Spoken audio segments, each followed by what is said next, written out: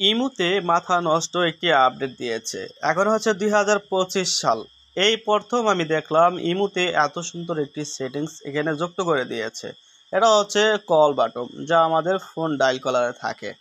এখানে দিয়েছে খুবই চমৎকার একটি সেটিংস। আজকের ভিডিওতে আমি দেখাবো যে এই সেটিংটি কিভাবে আপনারা ব্যবহার করবেন ইমুতে, আর কি কি সুবিধা কি কি অসুবিধা। এখানে আপনারা এই সেটিংটি আনার জন্য ছোট্ট একটি সেটিংস অন করতে হবে। তো সেই সেটিংটি হচ্ছে আপনারা প্রথমেই ইমোটা প্লে স্টোর থেকে আপডেট করে নেবেন। এখানে আপনারা লিখে দিবেন ইমো। আপনি ইমো চালান, ইমো বেটা চালান, ওটা দেখার বিষয় না। আপনি এখান থেকে যেটাই চালান ওই ইমোটা এখান থেকে সার্চ করে আপডেট করে নেবেন। দেখেন আমার এখানে আপডেট আছে, তাই আমি আপডেট করতেছি না।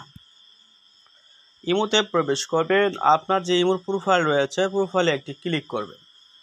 এখন সেটিংস বাটন রয়েছে, এই সেটিংসে ক্লিক করবেন। তারপর নিচে 2 নম্বরে দেখবেন যে একটি ফাংশন নামে একটি অপশন, এখানে একটা ক্লিক করবেন। এখানে একটা ক্লিক করার পর দেখবেন এখানে শো কলস নামে একটি অপশন আছে। এটা টিকমার, এই টিকমারটা আপনাদের এরকম আনটিক থাকবে। হ্যাঁ, এই টিকমারটা আপনাদের আনটিক থাকবে, আর সেই কারণে কিন্তু এটা এখানে শো হইব না। এখন দেখেন এখন কিন্তু এটা নাই। এখন যদি আপনারা আবারও প্রোফাইলে ক্লিক করেন, দেখাই, আবারও প্রোফাইলে ক্লিক করে আবারও সেটিংসে ফাংশনে ক্লিক করে নিচে দেখেন শো ভয়েস ক্লাব।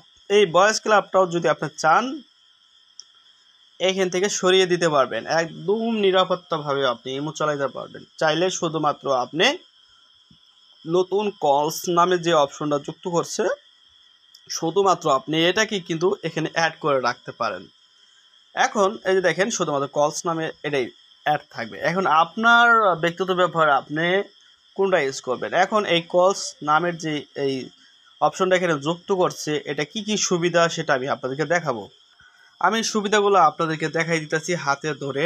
আর আমি এই ভিডিওটা যারা দেখতেছেন কোথা থেকে দেখতেছেন, তো কোন গ্রাম থেকে দেখতেছেন, অবশ্যই কমেন্টে লিখবেন আপনার নাম কি। আর ভিডিওতে একটা লাইক কিন্তু অবশ্যই করতে হবে। ভিডিও কিন্তু চমৎকার একটি ভিডিও। তো শুরু করার আগে আমি বলতেছি যে এখানে একটা বয়েজ ক্লাব আছে, এটা চাইলে আপনি রাখতেও পারেন, নাও রাখতে পারেন। আপনি ইমো গ্রুপে আড্ডা দিয়ে থাকেন তাহলে রাখতে পারেন। ইমো গ্রুপে আড্ডা না দিলে ওটা রাখার দরকার নেই, শুধুমাত্র এই কলস নামের এই অপশনটা আপনি রাখতে পারেন। এখন এখানে সুবিধা অসুবিধা আমি আপনাদেরকে দেখাই। এখানে অলে এখানে এখানে কিন্তু অলা আছে। আমরা আঙ্গুলটা যে সাইডে ঠেলা দিই তাহলে কিন্তু এখানে এই মেসেঞ্জার চলে আসলো। ঠিক আছে, এই সাইডে চলে আসলো।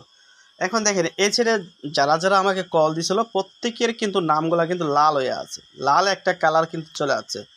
এগুলো হচ্ছে ব্যর্থ কল। আমাকে কল দিছিল কিন্তু কলে তারা আমাকে পায় নাই, কিংবা আমি তাকে কল দিছিলাম আমি তাকে পাই নাই। এরকম যে ব্যর্থ কলগুলা, সেই কলগুলা কিন্তু এই সাইডে চলে আসছে। ঠিক আছে, এখন যদি আমি এই রনি আইডিটার ভিতরে ক্লিক করি তাহলে দেখেন নিচে কত সুন্দরভাবে লেখা আছে যে 10:47 AM, মানে কল দিয়া ব্যর্থ হয়েছিল।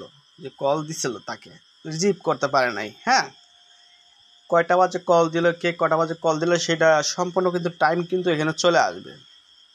এখন যদি আপনারা অলে ক্লিক করেন তাহলে যারা যারা যেই কলগুলো আপনি রিসিভ করতে পারছেন সেই কলগুলো কিন্তু এখানে কালো লেখা থাকবে। স্বাভাবিক যেরকম নাম ইমোর আইডিতে সেরকম নামে থাকবে। এই যে লাল রনি 2বার কল ছিল ধরতে পারি নাই, ভিডিও কল, এখানে ভিডিও লোগো আছে। এইগুলো সব রিসিভ করা কল, আর এই যে রিসিভ করতে পারি না সেই জন্য লাল হয়ে আছে। এখন এই যে রিসিভ যার সাথে করছি দেখেন 6:19 PM তার সাথে যোগাযোগ হয়েছে আমার।